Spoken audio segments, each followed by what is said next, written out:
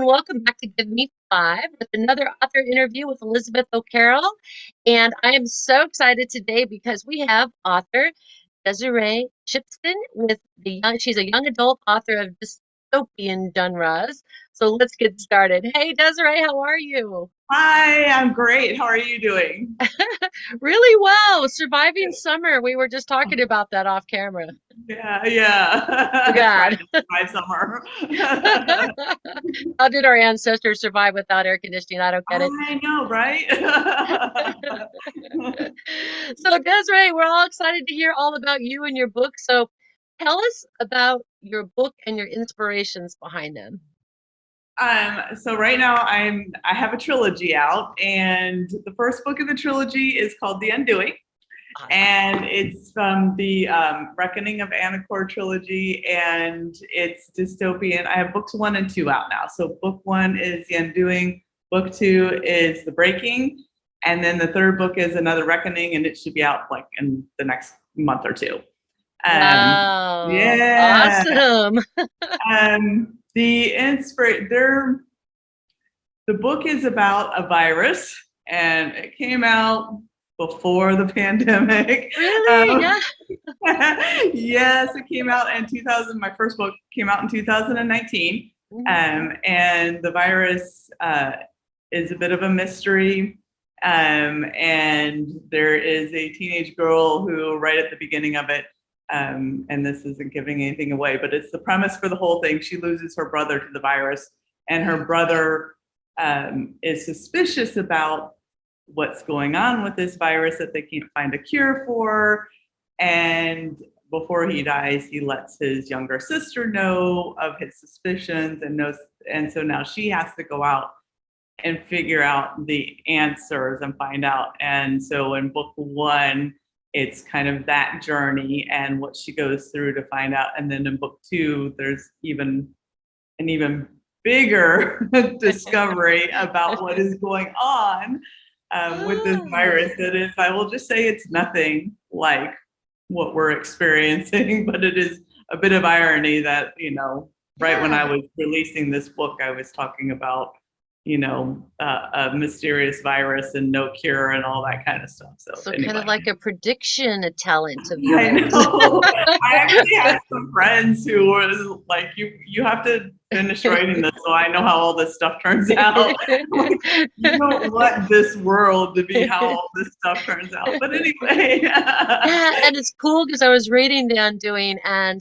it almost seemed like it was kind of a because I thought first, pandemic as well, and then almost like I felt like it was a Katniss in the Hunger Games, similar, kind of like the survival of these kids, right? And the yeah, stuff that they're yeah. going on. So that's It, pretty cool.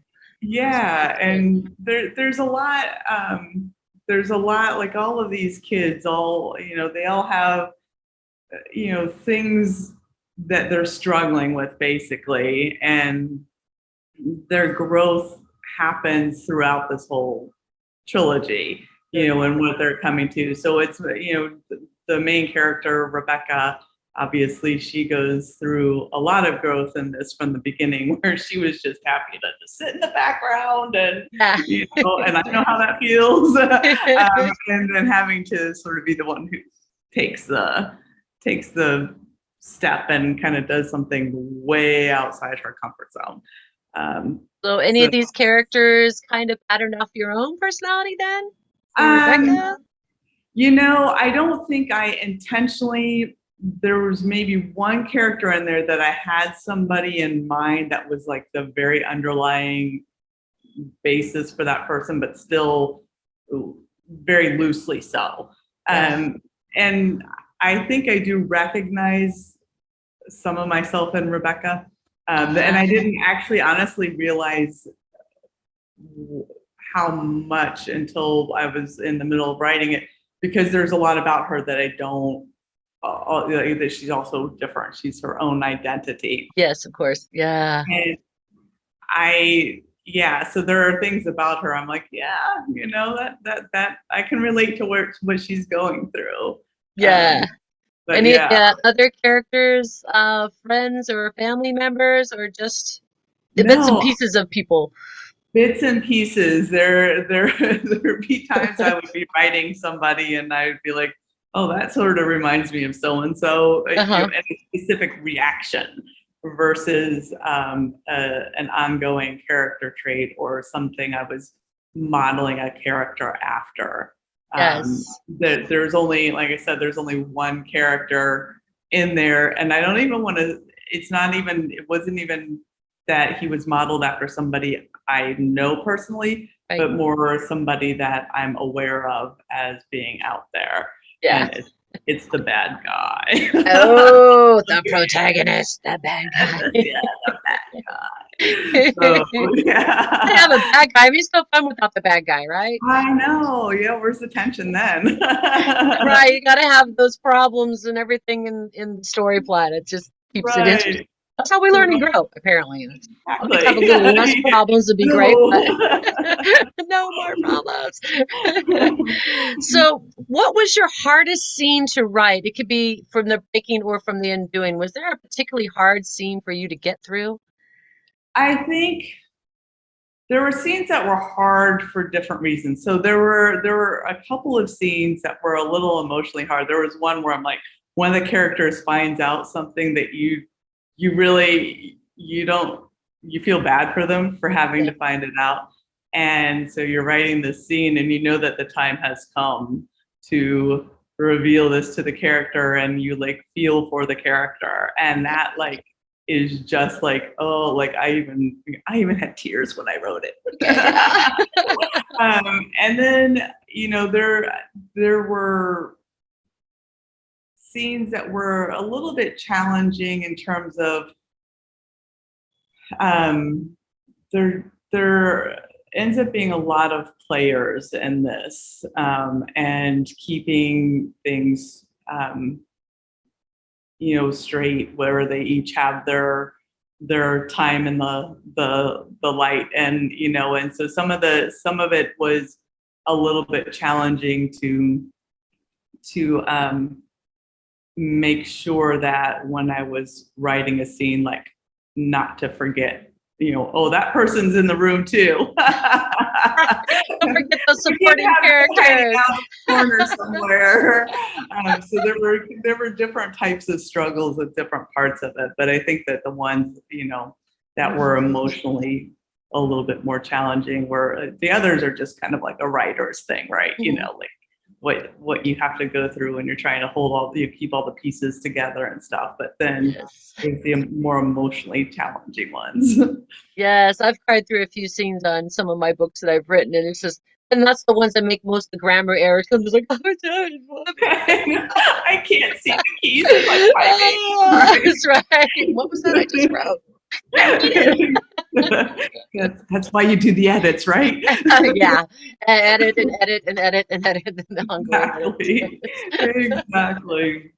Oh my goodness. So, if you could tell a younger writer, your younger writing self, anything, so go back in time when Desserae was younger, what would you tell yourself?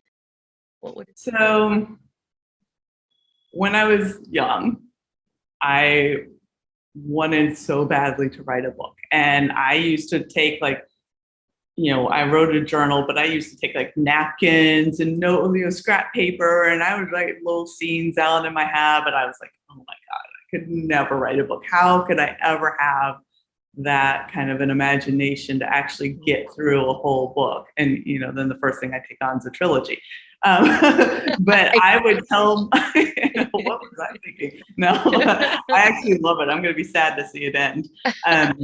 But I would tell my younger self, don't put it off. I mean, I waited. I put my writing away my creative writing, and went the whole academic route, and it's a whole different kind of writing, right?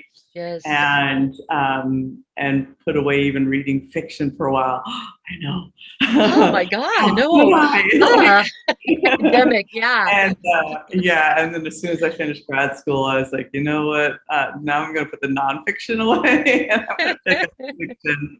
And then finally just wrote that book. So I would tell the younger me, don't wait. I mean, I was like 12 years old. And Wow, really? Wow, yeah, that's amazing.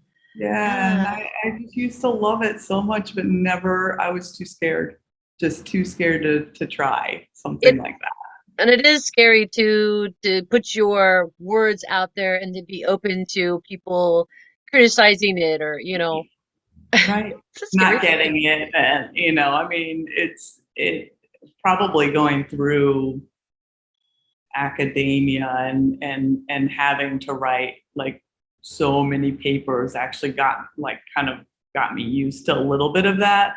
But then Yeah. it's different when you're pouring your heart into something, like when it's a creative work, right? You're not Yes. just like oh well, I read that really well, so I can draw these conclusions. It's more Uh-huh. like, it's actually creative. So not that acting isn't, but it's different. Yeah, I know what you mean. And, having been an academic myself, I'm like you, all the fun fiction books that I grew up reading and loving all went on the shelf and were, replaced with biology and physiology and all these ologies. And I'm just like, I'm so glad to get it back to a fiction book. I need an escape, right? And Right, I love that right. escape. Yeah, see, you had the same experience as me. Yeah. It wasn't like I went to school for lit. No, I picked the sciences. And so it was like, social science and physical science both. In And your then it's head. like, Yeah. yeah. So it's like as far away from, a lot of the creative stuff and, and what you're reading and writing. And so, Uh-huh. yeah. So then it was like, it was so refreshing to get back to it, Oh you yeah, it's know. like I have a right brain. It's creative. It's in there somewhere. I don't have to be logical all the time. Right. Like, how do you release that? But I Yeah. find that I still approach things from like the logical academic point of like when I'm writing a book, it's like, okay, what happens first? What happens next? So for you, do you start with the characters first and then the end, the beginning, the middle, or do you write out a I full I am a storyboard? total pantser. You're a Like, pantser. Okay. Me I'm a too. pantser. Like I can have ideas and I'll jot things down, and then I'll be like, yeah, no, that character just did not want that to happen, and it'll just go a whole direction. I'll have like a basic like pseudo framework, but I don't outline. I'm trying to get a little bit better about that. And I'm maybe gonna try it with my next series in a very loose sense, but I let my characters drive it. I let my Yeah. characters drive the story. They tell me what's going on next. And sometimes I'm really surprised, like, oh, I didn't know you were gonna do that, because it comes out. You just get to know them and then it just comes out. So yeah, I'm Yeah. a total answer. Me too. And sometimes I can like see chapter 7 when I'm still in chapter 3, and it's like, okay, well, I'll put this away because you still have to go through 4, 5, and 6 before you get to 7. It's like, Right, right, you know. exactly. Like I would have like revelations about something, like, oh, that's what that's gonna be, and then I'll be like, all right, that just back burner, write it down in the notes, keep it tucked away, Uh-huh. and see if you actually get there. Right. And you will eventually. Right. So tell me, Exactly. Desiree, you've got the trilogy, and the third one is coming out, and I know it's kind of like labor pains. You're like in the middle of it, going, "Oh my God, oh my God, oh my God," Yeah. and then it's finally out there, and you have time to recover mentally. Right. Do you have like another idea of another trilogy or another Yeah, I series? actually have a couple of them, so it's more a matter of what I'm going to start on next. Uh-huh. Yes. Um, I think I'm going to do a prequel to this one, but then I have another series in mind that's more along the YA fantasy Mhm. line, and then I've got another um, YA more science fiction one. And so Ooh. both of those are series. I don't know how long they're going to be yet. I'll just have to kind of see where they go. Allow But it to unfold, yeah. exactly. Yeah, because even this one, I'm like, why did I do a trilogy? I probably could have kept going, but Well, I definitely think you've tapped into your right brain creativity because I still write realistic fiction. It's kind of like I just admire fantasy writers and dystopian writers because you really have to just imagine just a plethora of scenarios, and Oh, it's okay. I'm sticking to the realistic fiction. Well, okay, so my dystopian could be considered near future Uh-huh. dystopian. Yeah. And I will say that there would be a lot of things that people will read through there and say, one of my reviewers, like, you're standing here looking at this, and it's sort of like a quarter turn to the left from where we're standing now, Hmm. because there's a lot to recognize, and the technology that's in there is plausible Right. Yeah. technology, and so it is not like 1,000 years into the future or anything. Right. You could see it in like 50 years, Yeah. um, uh, Cool. so yeah, so there's it's a whole world, but it's also got some realism to it too. Yeah. Well, I admire you. I'm not worthy. Fantastic. Thank Speaking you. of dystopian and other worlds, what is your writing kryptonite? uh So the things that freeze me most, that make me most inactive, is having too much going on here. Ah. Where I can't, and it's usually not having to do with writing. It's Mhm. usually like all the other stuff. So like I do best if I write first thing in the morning when my brain is nice and fresh, and and less. But then if I have a lot on my plate with my other job, then it's Mhm. like, okay, then I'm like trying to like write and then get back to it. So Yeah. And do you have like a dedicated writing place or a dedicated time that you could just like at least do 500 words a day or 1,000 words a day or something? yeah, not so much a place, but definitely it is. I get up in the morning, and like as many days as possible. Sometimes I have to put it off at night. But I get up in the morning. I have my coffee, Gotta get have those. coffee. Yeah. those but I don't do anything without my Yes. coffee. Yes, sister. I'm with you on that one. And take like a half an hour to Mhm. wake up, and Yeah. then it's when everything's quiet. I wake up early, and so before the whole world gets going, then Yes. I can sit down and write for an hour, half hour, sometimes a couple hours if I'm lucky. Getting into the So zone, right? Yeah, you gotta have that brain. Only half an hour to get awake, huh? uh, It takes me an hour of like perusing emails going, okay, come on, brain, kick in. Let's go, more coffee. yeah, if I'm downing that first cup of coffee, Yeah, yeah, yeah. First cup, Starbucks, 30, 48 ouncer, covers your whole face when you're drinking it. exactly.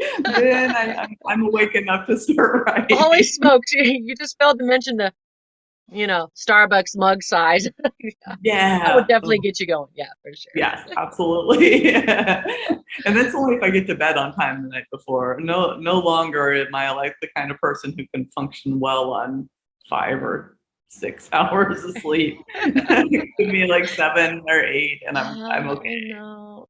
Otherwise, you'll be dealing with me. It's like you're going to deal with a very grumpy person if I don't get at Uh, least 6 hours sleep. It's like, move out yeah. of my way. I'm grumpy today. I try not to be, Don't but talk to me. don't talk to me. Yeah, yeah. Put a post-it note on my forehead. Back off, varmints. It's about to get real. And coffee no longer helps. Yeah, when coffee didn't do the trick, you're in trouble. I was like, I'm just gonna hide today. Exactly. Exactly. So tell me, I'd like to know, do you have any advice for, I know what you'd say to your younger self, but Right. do you have any advice for our young writers out there about how they can get started or when they come against blocks, how do you overcome some barriers to writing? Um, you know, First of all, just keep writing. Like don't stop. And I think it's easy to get overwhelmed with all of the information you can find out there about writing, and about how to go through the process, and whether you decide to go the trad route or self-publishing, you've got options. um, and I think when you run into those mental roadblocks, you take a break.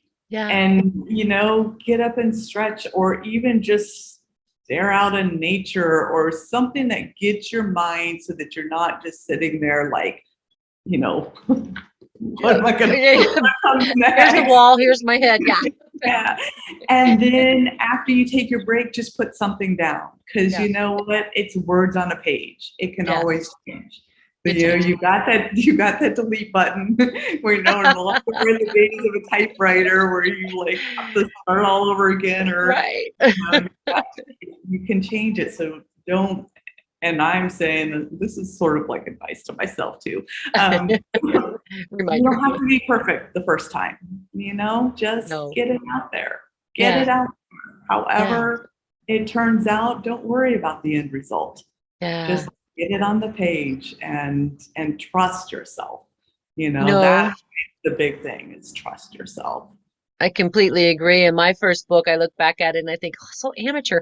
But, I wrote it while I was teaching middle school. So one of the artwork in it is actually done by one of my middle school, actually elementary school students, That's right? fabulous. And the characters are based around a story that the kids brought in one day. And so then I look back on it and I think, yeah, a professional edit and some professional artwork, that might have been better. So I did go back and edit and update and put some new illustrations, but it's a journey, right? It's a Yeah. constant journey. And Yeah. and you can go back 10 years down the road and make changes, Yeah. and update things and give it a fresh look and then put it out again.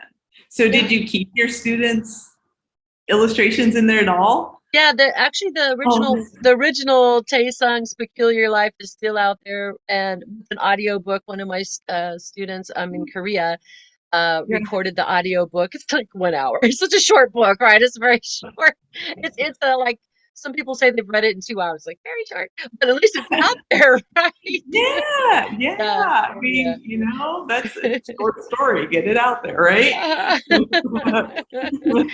And then you kind of get the feel for what it feels like to go from point A to point Z, right?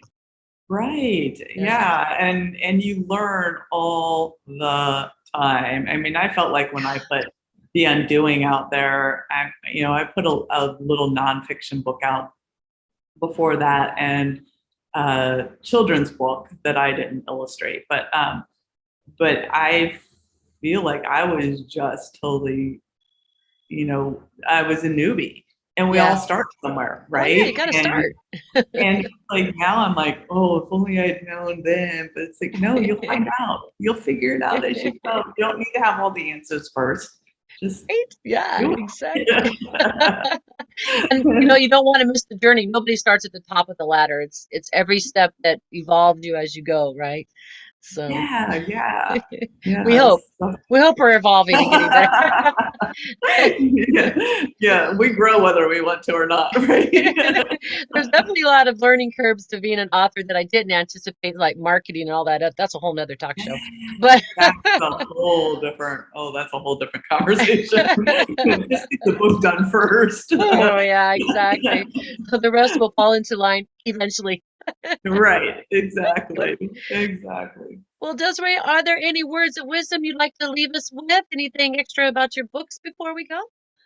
No, but I will give you a little pointer, because if you haven't noticed, the name is The Undoing. So if Right? you Google The Undoing, you're going to get or if you look it up on Amazon, you're going to get The Undoing. What was it? The Netflix show or whatever that was. Oh, wow. I Cool. know, I know. I'm like, mine was that was out prior to that too, but you're better off just Googling my name or just searching under my name. But yeah, I hope everybody reads it. It's a fast read. There's a Yeah, lot of action in it. there's a lot So of action in it. I highly recommend it. Yeah, yeah. oh, thank I you. loved escaping into that world. It's not a world I get to visit very often. I'm too in the realistic. I need to branch out, Yeah, see, I read more science fiction and fantasy than anything else. So Yeah. I like escaping to those worlds. Well, I'm going to be on to the next one, and you have a new cover coming out, right? Yes, For this yes. for the New breaking. Yeah. Yes, that is available now in Amazon, and also like the ebooks are available in Yeah, you know everywhere. any place that you want to, you can get an ebook. So you can, wherever your preference is for buying your ebooks, they're there. They're there. You can find them. And of Yes, course, I'll put all of your information in our detail box below. that's And perfect. I am so excited. Thank you so much, Desiree, for your time Thanks today. for having me. This was fun. I really enjoyed it. We should do it again when you get the third book out. Yes, Yeah. yes. Let's do that in the fall. That will Mm, be perfect. Yeah, I'll let you yeah. know when the third book comes out. And then on my reading list is The Breaking is coming next because I have to see what happens next. Yeah, I'll be Yeah. interested to see what you think about the ending of that one. Well, you take care and we'll see you for the trilogy. And